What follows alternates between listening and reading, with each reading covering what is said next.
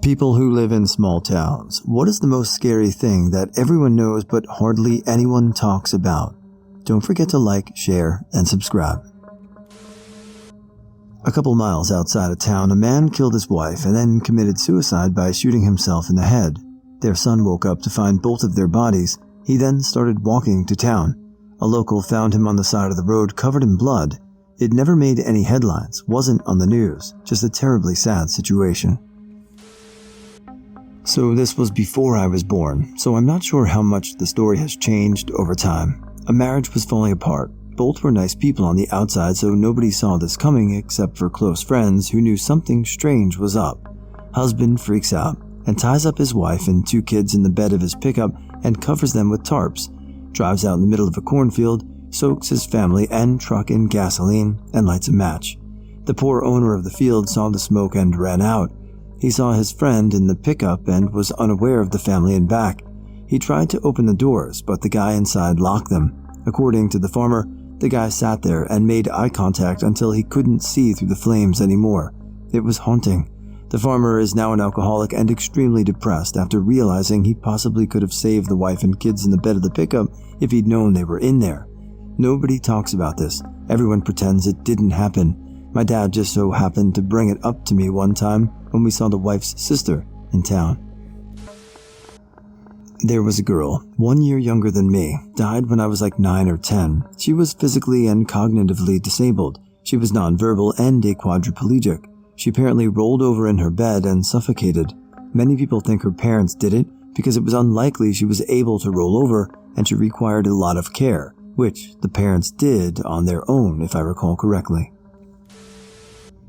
It's a really quiet secret, and you hope that you never piss anyone off here and find out the hard way it's completely true. We have a dirty police force, and with that, it spills over into other areas like the tow truck drivers and more than likely fire, rescue, and paramedics, as crazy as that may sound. If you know of or speak to some of the cops on the force long enough or end up out for a few drinks, the same place they hang out, you may get offered a drunk cop to have somebody you don't like taken care of. They will plant drugs on them and whatever else a few bucks will buy a person these days. Then, we had a district attorney fake his own death over a bad drug deal. He was addicted to crack.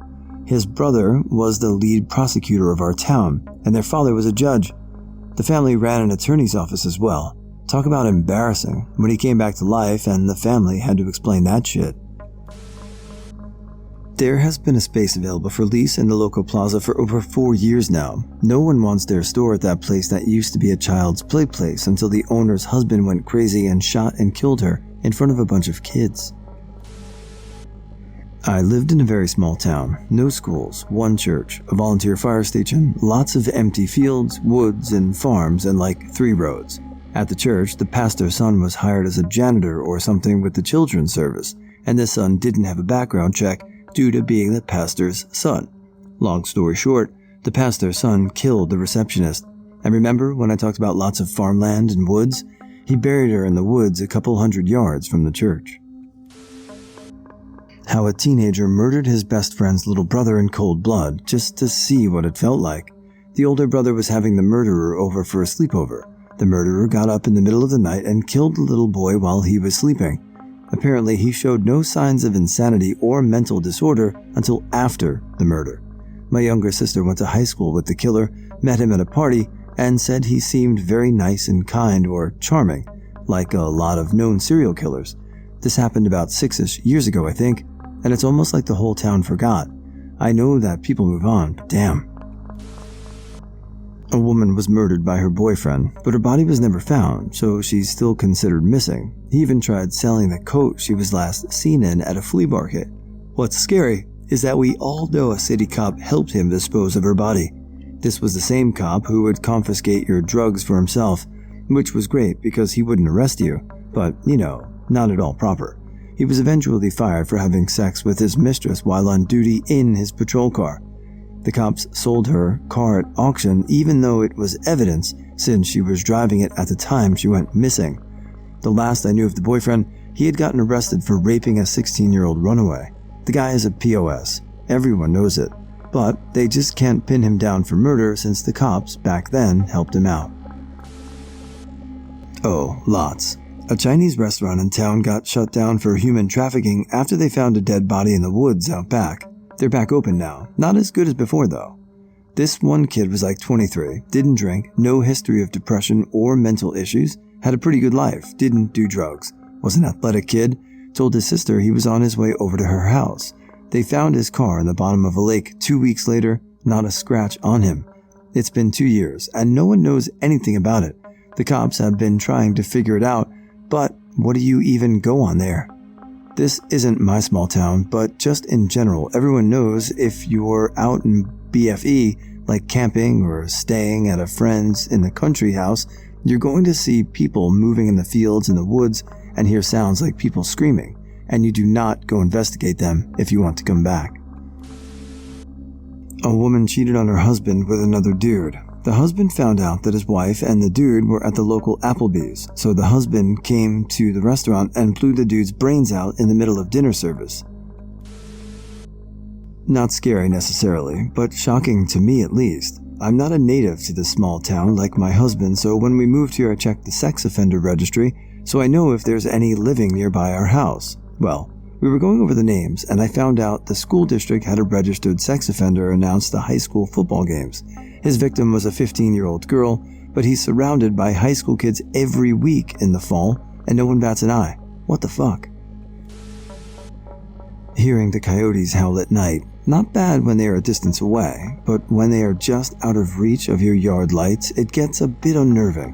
One night, I had a tractor die on me in the field at 10:30 p.m., and had to walk home in the dark. Hearing the coyotes howl in the distance wasn't too bad.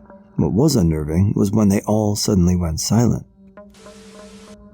Dude butchered 1 or 2 family members with an axe and hid the remains in a well, got sent to a mental hospital for a few years, got released for a weekend despite protests from the entire community, and came home to butcher the mom in the basement. His sisters cleaned up the bloody mess themselves because they felt so ashamed. One sister still lives in the house. All this in a village of less than 100 people. He recently died, but he's the person who has been locked up in a criminal psych ward the longest in the entire country. But the case is still very unknown. My mom grew up with him and now works as a psych nurse where he stayed. He lived isolated in a separate wing of the hospital, and especially unruly criminals sometimes got sent to stay in a room next to him for a night or two to scare them straight. In the mid-80s, I was in high school. For years, we'd heard rumors of a Satanic church in the next county over. Supposedly, it was in the middle of these isolated woods at the site of an old burnt Christian church. Rumors of sacrificed dogs hanging in trees. People had told stories about getting chased away from the area by 4-wheel drive vehicles that would intercept them and try to run them off the road. I personally knew 2 guys who swore this happened to them. Halloween of my senior year, a group of us decided to check out the area. We planned for about a week. Then, Halloween Day, the superintendent of the high school announced on the intercom to the whole school it had come to his attention that certain students were going to go look for a so-called Satanic church. He warned that state police would be posted at this alleged location, and that if any students were caught in this area, we would be subject to possible suspension and would not be allowed to walk the line during graduation. This freaked us out. First, how could the police prevent us from traveling on a public road? Second, what right did the school have to forbid us from going to a place in the next county outside of school hours in our own private cars and punish us for it? Third, if there was no Satanic church in those woods, what were they keeping us away from? There were no houses or buildings in that forest. We didn't know where this place was. We were just going to see if we could find anything. But apparently the police and the school knew where it was. That was the part that really freaked us out. So to avoid the hassle, we didn't go. But I've never understood what the school was keeping us away from, and why the school and the police thought they had a right to do this. In college a few years later, I learned a grad student had written a research paper on alternative religion in my state, and he was taken blindfolded to a meeting of a witch coven in my hometown. Funny, they were rich wives of a bunch of local Christian Republican notables. As I understand it, witches aren't Satan worshippers who sacrifice dogs, but this made me wonder about the Satan church thing all the more. But no one talks about it here anymore. I'll go there now. My neighbor's wife disappeared one day. Then they found out the husband cooked her in their restaurant for 3 days. He drained the liquids into the grease trap and threw the bones into the garbage. Never found those, but he kept her skull for his mom's attic. He got a new girlfriend within weeks of his wife's disappearance, and when he noticed the cops following him on a drive with his girlfriend, he confessed everything to her, stopped the car and jumped off a huge cliff and lived. When they asked him why he killed her, he just said, "She was too loud." Alright. Also, that's a repeat, so up to you if you want to use it. Not a small town anymore, more like a small city. Imagine a downtown that was the center of a southwest citadel that evolved from there. There came priests to start their religious schools to indoctrinate the indigenous populations, displacing their land, language, and religion. Speeded up to early 2000s. I got to tour some of the underground properties below the downtown properties. Mind you, in this state there are almost never any basements. Doesn't lend itself well to the local geology, but there I was. I went into the basement of a local specialty clothing retailer, where there was a recording studio. In the furthest south wall of the recording room's wall was an out-of-place but very deliberate hole in the wall. I asked about it, and the owner said that before they made the hole, there was incessant banging on the wall without it. Once they made an opening, the disruptions stopped. All the owners down there, 20 years ago, believed there was an old Spaniard Catholic school that abused indigenous children, if not worse, killing them, and that their spirits still roamed the basements of the city. Oh, one of the best parts, the old guy that had the keys to a couple of basements refused to enter the spaces. Not even to unlock the door, he left that to us. There is a family in my town that has a really bad reputation for fighting and stealing. This family has generations of men and women being in prison. I worked at a diner in town on the weekends while in college. There were 2 brothers from the family that would frequent the diner after drinking at the bar on the weekends. When they came in, people would leave or move to another area so that they wouldn't be near them. The brothers would start fights, and even the cops were afraid of them, and when we would call them, they would come in begging the guys to calm down and leave. It was crazy. The brothers also are drug addicts that are also drug salesmen. Everyone knows, including the cops, yet they never get into trouble for it. About a year ago, a young man was killed. It was in the paper that he died of a drug overdose. The real story is that he was a drug addict that was dealing with the brothers and became a friend of theirs. The young man slept with the girlfriend of one of the brothers.